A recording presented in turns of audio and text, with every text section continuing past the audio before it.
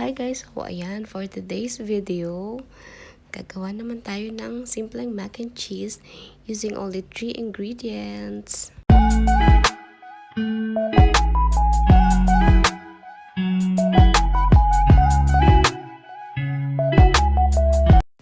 Ayan, so kumusta ang lahat guys? Ito na nga po ang ating tatlong ingredients na gagamitin. Cheddar cheese, milk, and macaroni. Ayan, na-grate na natin yung cheese. Tapos po, yung milk, ano lang natin, pakuluan lang natin siya ng mga 3 minutes. Ayan.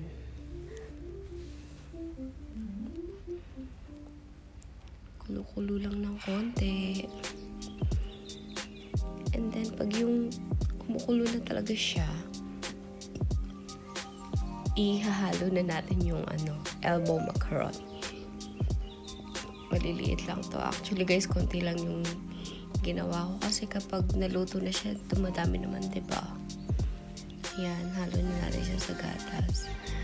Tapos, halu-haluin natin siya guys para hindi siya dumikit dun sa sa paglulutuan natin.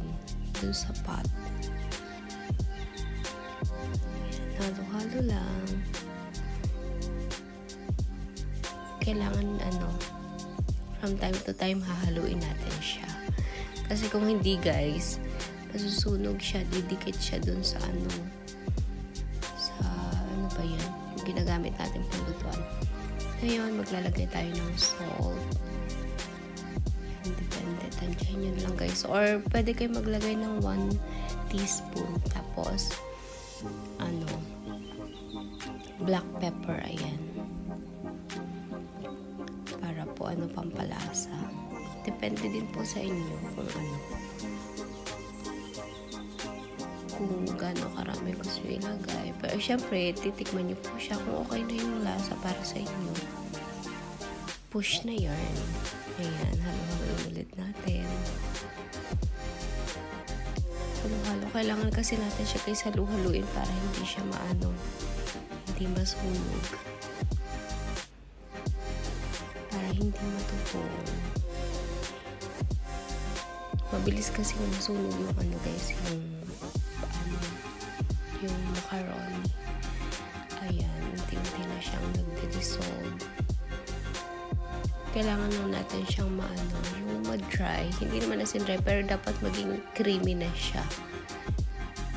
Yung milk, ayan. Halo-halo, ayan, konti na lang guys. Nakapapansin nyo kung unti-unti na siyang lumalapot. Nawawala na yung nagiging creamy na siya.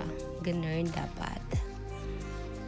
Yan. Tapos, syempre guys, i-check na rin yung yung macaroni natin kung luto na siya. So, ayan na guys. O, diba? Dry na siya. Creamy. I mean, creamy na siya. So, pagka ganyan na yung niya guys, texture niya, pwede na nating ihalo yung ating cheddar cheese. Yan, halo na natin siya guys. Wait lang, ayan. Ayaw niyang bumitaw.